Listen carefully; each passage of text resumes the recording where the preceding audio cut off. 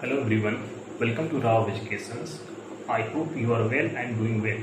Here I am Rahul and today we talk about the concept of Aufbau principle.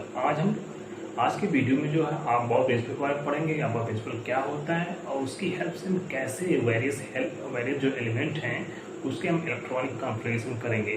तो actually जो हम topic पढ़ते हैं उसका हमें पहले उसका इम्पोर्टेंस क्या है, उसका गोल क्या है, हमें वो जान लेना चाहिए। तो जो Aufbau प्रिंसिपल गोल है वो है कि to write the electronic configuration of various element, यानी कि जितने भी एलिमेंट हमारे पेरियोडिक टेबल में अभी जो सर्च हुए हैं उसको पढ़ते हैं तो उसको उसके एटॉमिक नंबर की हेल्प में कैसे उसको हम उसका इलेक्ट्रॉनिक कॉन्फ़िगरेशन करेंगे।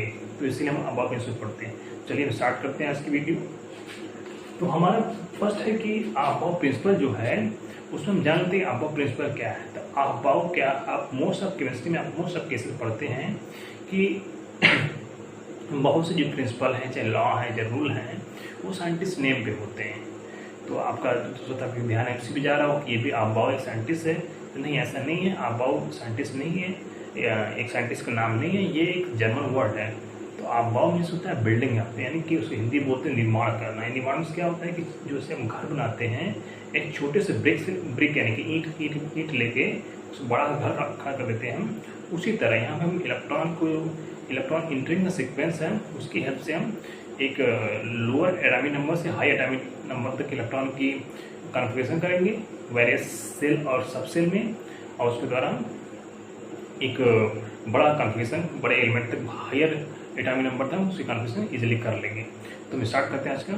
तो फर्स्ट क्या था कि Aufbau मीन्स बिल्डिंग या फिर निर्माण करने के, हम इलेक्ट्रॉन का निर्माण करेंगे। इलेक्ट्रॉन के द्वारा एक चेन का निर्माण करेंगे। इसमें हम वेरियस सेल और सबसेल आएंगे और वो जितने भी एलिमेंट हैं उसके हम कॉन्फ़िगरेशन करेंगे। तो स्टार्ट करते हैं इसमें।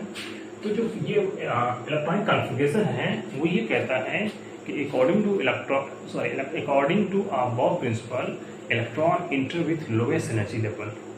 Electron enter with lowest energy level यानी कि इलेक्ट्रॉन पहले उसी में इंटर करेगा, उसी सबसे में इंटर करेगा जिसकी ऊर्जा सबसे कम होगी। सबसे ऊर्जा कम होगी इसका मतलब क्या है कि जो फ्लो चार्ट है इसमें हम देख सकते हैं सबसे पहले इलेक्ट्रॉन 1s में इंटर कर रहा है। यहाँ पे n=1 है यानी कि फर्स्ट सेल है, यहाँ पे n=2 है यानी सेकेंड सेल है। तो फर्स्ट सेल में 1s स्थित होता है, सेकेंड सेल में 2s और 2p, थर्ड सेल में होता है 3s 3p 3d, और फोर्थ सेल में होता है कि 4s 4p 4d 4f। उसी तरह 5 में होता है 5s 5p 5d 5f। 6 में होता है 6s 6p 6d, और 7 में 7s और 7p, और फाइनली 8 में क्या होता है 8s। तो ये तो होते हैं combination of shell and subshell in respective shell. ठीक है। अब इसी कॉम्बिनेशन में हम इलेक्ट्रॉन की इंटरिंग कराएंगे। तो उससे बिफोर ये जान लेते हैं कि जो कॉम्बिनेशन दिया गया उसमें मान लो 1s है 2s है 2p है, तो उसमें मैक्सिमम इलेक्ट्रॉन एक मिनिमम से मैक्सिमम कितने इलेक्ट्रॉन हम फिल करेंगे। तो ये थोड़ा सा जान लेते हैं। जो यस होता है, यस सबसेल, इसमें जो मैक्सिमम इलेक्ट्रॉन हम भर सकते हैं ये 1 से 2 तक कर सकते हैं। ठीक है। पी में जो है ये है 1 से लेकर 6 तक कर सकते हैं, मैक्सिमम फिलिंग कर सकते हैं मैक्सिमम इलेक्ट्रॉन की। और आपका डी जो है वो 1 से लेकर 10 तक कर सकते हैं, और एफ जो है आपका 1 से लेकर 14 तक कर सकते हैं। अब इसमें ऐसा क्यों होता है? क्योंकि यस में जो होता है एक ही ऑर्बिटल होता है। अब हम जानते हैं कि एक ऑर्बिटल में मैक्सिमम 2 इलेक्ट्रॉन आ सकते हैं, इसलिए यस में आपका मैक्सिमम 2 होगा। पी में जो सेकेंड सबसेल है वो पी है, पी में 3 ऑर्बिटल होते हैं, यानी कि एक में अगर 2 होता तो 3 में कितने हो जाएंगे 6, इसलिए 1 to 6 फिलिंग हो रही थी। और जो डी आपका है, डी सबसेल है, उसमें 5 ऑर्बिटल होते हैं, यानी कि जब 5 हो गए तो अगर 1 में 2 हुआ तो 5 में कितने हो जाएंगे 10, इसलिए यहाँ पे 1 से 10 तक फिलिंग हो रही थी। और लास्ट जो एफ हो रहा था, एफ में 7 ऑर्बिटल होते हैं, तो इसलिए अगर 1 ऑर्बिटल में 2 हो रहे तो 7 में 14 हो जाएगा, इसलिए जो इलेक्ट्रॉन की फिलिंग हो रही थी 1 से 14 तक हो रही थी। तो यहाँ तो हमने देख लिया कि भाई कि ईच सबसेल में कितने मैक्सिमम इलेक्ट्रॉन की फिलिंग होगी, 1 से लेकर कितने तक फिलिंग होगी। अब हम कॉन्फ़िगरेशन करने की कोशिश करते हैं। तो यहाँ पे उससे करने से पहले हम थोड़ा देखें यहाँ पे कि जो फ्लो चार्ट है इसमें इलेक्ट्रॉन इंटर कर रहा है वेरियस सेल और सबसेल में, वो कैसे इंटर कर रहा है। तो देख लेते हैं। तो यहाँ पे देख रहे हैं कि 1s सबसे पहले इलेक्ट्रॉन कहाँ इंटर कर रहा है, 1s में इंटर कर रहा है। इसका मतलब क्या हुआ कि जो अबाव प्रिंसिपल कहता है कि electron enter with lowest energy level, यानी उसके अकॉर्डिंग क्या हुआ कि 1s की एनर्जी सबसे कम हुई, 1s की एनर्जी सबसे कम हुई, इसलिए इलेक्ट्रॉन इसमें इंटर कर रहा है। उसके बाद क्या हो रहा है कि 2s में हो रहा है, 2s में इंटर किया, फिर 2s बाद 2p में, ठीक है। अब 2p बाद कोई अदर नहीं है, इसलिए सीधे 3s में आएगा, और 3s के बाद 3p में। अब यहाँ पे देखिए थोड़ा समझने चीज है कि 3s के बाद 3p के बाद क्या डायरेक्टली 4s में आ रहा है, ना कि 3d में। अब जाना चाहिए जो सीक्वेंस है, जो सीक्वेंस उसके अकॉर्डिंग 3p के बाद 3d में जाना चाहिए, लेकिन वो पहले आए 4s में और 3d में। तो यहाँ पे थोड़ा समझने की जरूरत है, यहाँ पे थोड़ा समझने की जरूरत है कि ये 4s है और 3d है। तो यहाँ पे जो इलेक्ट्रॉनिक अबाव प्रिंसिपल है उसको हमें फिर से रिकॉल करना पड़ेगा कि electron enter with lowest energy level, electron enter with lowest energy सबसे। अगर इन दोनों कंपेयर कर रहे हैं तो हम समझ सकते हैं कि हो सकता है कि जो 4s की एनर्जी लेवल है वो 3d से कम होगी, इसी इलेक्ट्रॉन प्लेस में आ रहा है, ठीक है। तो हम उसको कैसे जानेंगे कि उसकी एनर्जी कम है और 3d की ज़्यादा है। तो उसके लिए क्या है, उसकी जो एनर्जी लेवल हमें कैलकुलेट करने के लिए हमें एक लॉ पढ़ना पड़ेगा, जिसको हम बहुत काफ़ी फेमस है, जिसको बोलते हैं n+ लॉ। उसकी हेल्प से हम इजीली कैलकुलेट कर लेंगे कि उसका एनर्जी लेवल कितना है 4s का और 3d का। थोड़ा उसको देख लेते हैं।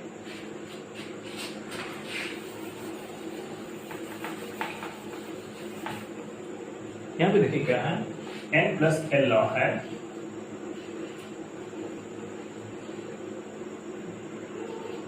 ये है, इसके अकॉर्डिंग क्या है, यहाँ पे जो n है ये आपका है प्रिंसिपल क्वांटम नंबर। यहाँ पे n इसको स्मॉल n से नोट करते हैं, ये होता है 1 2 3 ऐसा आगे बढ़ता रहता है। और जो आपका l है वो है एजीमुथल क्वांटम नंबर, इसको स्मॉल n से नोट करते हैं, ये होता है 0 1 2 3, यह होता है S P D F। थोड़ा सा बताना चाहते हैं, जो n+l लॉ है उसमें जो स्मॉल n है, स्मॉल n होता है ये symbol of principal quantum number. जो प्रिंसिपल क्वांटम नंबर होता है ये डिस्क्राइब करता है अबाउट मेन एनर्जी लेवल, यानी कि सेल के बारे में बताता है कि किस सेल में इलेक्ट्रॉन एक्चुअली में है, किस सेल में। इसलिए n क्या हो गया 1 2 3 आगे बढ़ता चला गया। और जो नेक्स्ट आ रहा है स्मॉल l है वो होता है azimuthal quantum number. Azimuthal quantum number क्या बताता है अबाउट द सबसेल, कि किस सबसेल में इलेक्ट्रॉन इंटर किया है, अभी किस सबसेल में वो प्रेजेंट एग्जिस्ट कर रहा है। तो वहाँ पे क्या होता है l की कुछ वैल्यू होती है और उस वैल्यू पे हम सबसेल को डिसाइड कर लेते हैं। तो यहाँ पे जो l की वैल्यू है 0 1 2 3 है, तो वहाँ पे 0 पे s हो रहा था आपका, ये आपने s लिखा है s, और 1 पे क्या था p हो गया था, और 2 पे d, और 3 पे l=3 हो रहा था, उस पर f हो रहा था, ठीक है। क्या था कि l=0 पे हमने s कंसिडर कर रहे हैं, l=1 पे p कंसिडर कर रहे हैं, और 2 पे d कंसिडर कर रहे हैं, d सबसेल, और लास्ट जो है l=3 हो रहा है उस पर f कंसिडर कर रहे हैं। भाई ये तो बात होगी n+l लॉ में n क्या है और l क्या है। अब हम नेक्स्ट जो करने जा रहे हैं कि जो हमारी मेन प्रॉब्लम थी कि 4s और 3d में इलेक्ट्रॉन पहले 4s में क्यों इंटर कर रहा है, 3d में बाद में क्यों इंटर कर रहा है, तो उसी में बात करने जा रहे हैं। यहाँ क्या करते हैं कि यहाँ पे दिखाना हमको एनर्जी, इसका एनर्जी लेवल एक्चुअली में हमें इसका एनर्जी लेवल दिखाना है कि इसका एनर्जी लेवल कम है, इसका ज्यादा है, ठीक है। तो यहाँ पे जो 4 है आपका, यहाँ पे जो 4 है ये है सेल, और S जो आपका सबसेल हो गया, तो n क्या हो गया 4, और l हो गया यह सबसेल के कितना हो जाएगा 0, यानी यस हो गया। इसी तरह यहाँ पे n=3 हो गया, और l=2 किसके लिए होता है d के लिए, ठीक है। तो दोनों केस में क्या है कि n+l हम अप्लाई कर देते हैं, n+l लॉ ये हो जाएगा 4 + 0 यानी कि 4 हो गया, और यहाँ पे भी अप्लाई कर लीजिए n+l लॉ, यहाँ पे हो जाएगा 3 + 2, यानी इन दोनों को ऐड कर देंगे n+l के लिए। इसी तरह n+l के लिए 4 + 0 कर देंगे, यहाँ 0 कर दिया, 4 + 0 कर दिया तो 4 हो गया। इस तरह 3 + 2 कितना हो जाएगा 5। अब यहाँ पे इजीली देख सकते हैं कि 4s की वैल्यू कितनी आई, 4 आई, जबकि 3d की वैल्यू 5 आई। तो यहाँ से हम इजीली कह सकते हैं कि जो 4s का एनर्जी लेवल है वो 3d से कम है। अब जब कम है तो वहाँ पे आप ऑपरेशन फॉलो करेगा, यानी कि electron enter with lowest energy level. इसीलिए क्या हो रहा है कि इलेक्ट्रॉन पहले 4s में इंटर कर रहा है, बाद में 3d में जा रहा है। ठीक है, इसका एनर्जी लेवल कुछ इस तरह है, यानी कि इलेक्ट्रॉन पहले से किस में इंटर कर रहा है, 4s में, और उसके बाद 3d में। उसके बाद देखिए आगे देख लीजिए कि उसके बाद क्या हो रहा है कि 3d में इंटर कर लिया, 3d के बाद क्या होगा, 4p में जा रहा है, फिर 5s में। अब यहाँ भी समझ सकते हैं कि 4p का आप प्लेन कर सकते हैं, सर यहाँ पे 4p का डायरेक्टली 4d में जाना चाहिए जो सीक्वेंस में ऑर्डर, लेकिन 5s में आ रहा है। तो यहाँ भी आप n+l लॉ अप्लाई करके इजीली इसका एनर्जी लेवल कैलकुलेट कर लेंगे और वहाँ से पता कर लेंगे कि यहाँ पे 5s की एनर्जी कैसे कितना कम है 4d से। तो आपको कि जो डाउट है वो क्लियर हो जाएगी। तो ये तो था आपका आप प्रिंसिपल, जिसमें हमने एक सेल और सबसेल के कॉम्बिनेशन की हेल्प से एक फ्लो चार्ट ड्रॉ किया, जिसमें हमने दिखाया कि कैसे इलेक्ट्रॉन वेरियस सेल और सबसेल में इंटर कर रहा था। और कहीं भी हमने दिखाया कहीं भी पहले इंटर किया और किसी में बाद में इंटर किया। उसके बिहाइंड रीजन था n+l लॉ का, जो कि हमने यहाँ डिस्क्राइब किया। एक सिंपल सा एग्जाम्पल लेके 4s और 3d का पहला केस पढ़ रहा था, उसके दिखाया कि 4s के एनर्जी लेवल 4 होता है और 3d की 5 हो रहा था। तो इसकी हेल्प से हमने दिखा दिया कि इसका एनर्जी लेवल कम है, इसलिए इलेक्ट्रॉन पहले 4s में इंटर कर रहा था अब बाद में 3d में होगा। ठीक, ये तो बात होगी आप प्रिंसिपल की। अब हमारा जो मेन गोल है अब प्रिंसिपल का, वो हम करने जा रहे हैं कि जो to write the electronic configuration of various element. हम इलेक्ट्रॉनिक कॉन्फ़िगरेशन करते हैं।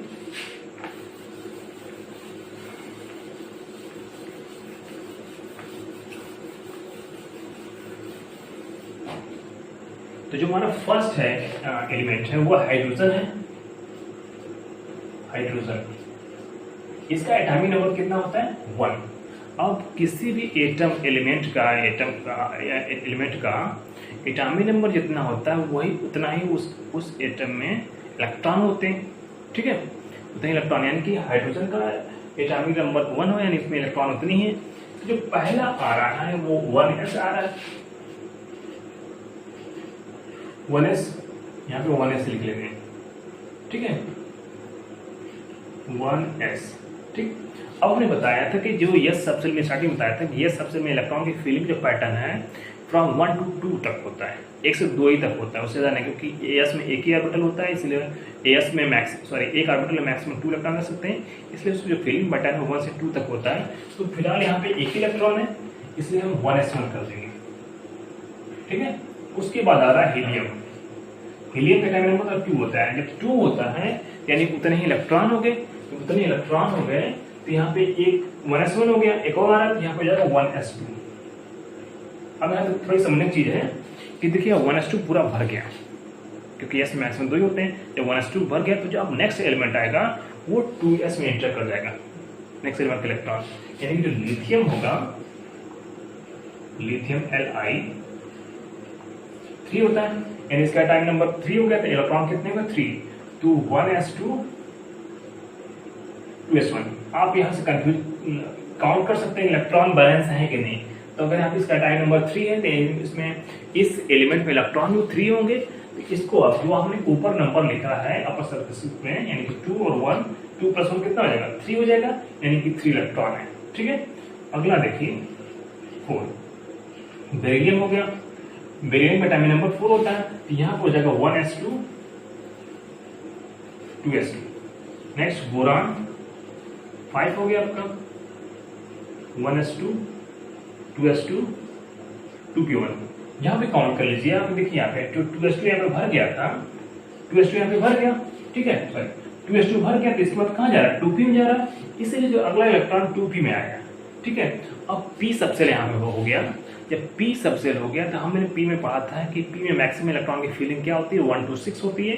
यानी इस p में 1 से लेकर 6 तक जब भर जाएंगे, 1 to 6 से भर जाएंगे, उसी के बाद 2p के बाद 3s में आएगा। यानी इसमें जब 6 तक हो जाएंगे, उसी के बाद नेक्स्ट इलेक्ट्रॉन जो होगा वो 3s में आएगा। तो हमारा जो नेक्स्ट एलिमेंट आ रहा है वो है कार्बन है, 6 हो गया, 1s2 2s2 2p2। फिर next nitrogen 1s2 2s2 2p3। इसके बाद आपका आ रहा है ऑक्सीजन आ रहा है, 8 होता है आपका 1s2 2s2 2p4। Next fluorine, इसका एटॉमिक नंबर 9 होता है, यानी इसमें इलेक्ट्रॉन कितने हो गए 9, तो 1s2 2s2 2p5।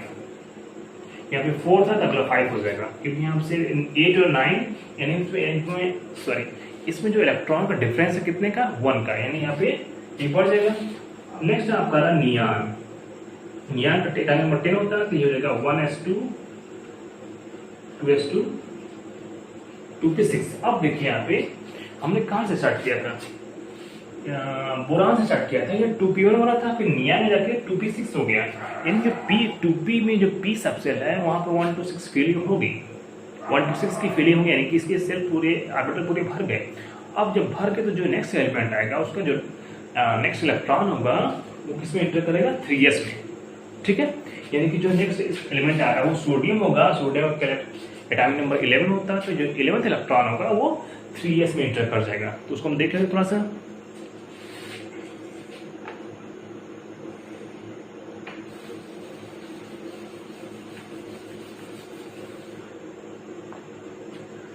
यहाँ पे देखिए सोडियम हो गया आपका 11, ये हो गया 1s2 2s2 2p6 3s1। यहाँ पे नंबर ऑफ इलेक्ट्रॉन काउंट कर सकते हैं, यहाँ पे 2 + 2 4 हो गया, 4 + 6 10 हो गया, और 10 + 1 11 है, यानी कि 11 इलेक्ट्रॉन है। अब एक सोडियम का एटॉमिक नंबर 11 होता है, यानी उसमें इलेक्ट्रॉन भी 11 हो गए, तो इसका जो कॉन्फ़िगरेशन यानी कि वो सही है। अब नेक्स्ट करते हैं मैग्नीशियम, इसका 12 होता है, तो 1s2 2s2 2p6 3s2।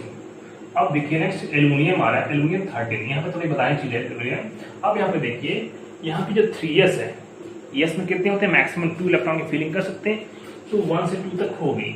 अब ये 3s भर गया तो उसके बाद किसमें आएगा 3p में, यानी कि जिसको जो एल्यूमिनियम जो लास्ट इलेक्ट्रॉन है 13 इलेक्ट्रॉन है वो 3p में इंटर कर जाएगा।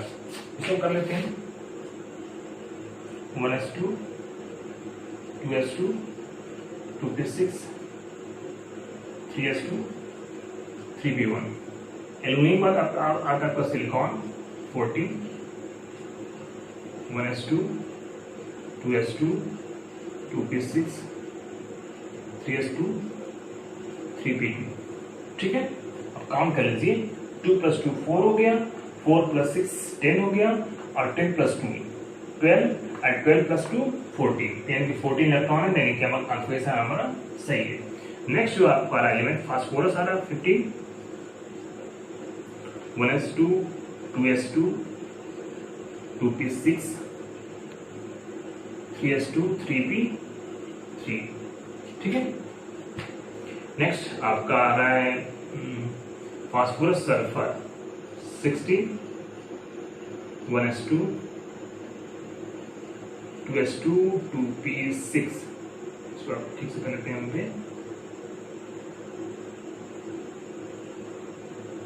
2p6 3s2 3p4। Next chlorine है 17 1s2 2s2 2p6 3s2 3p5। और आपका नेक्स्ट आ रहा है आपका आर्गन, ये होता है 18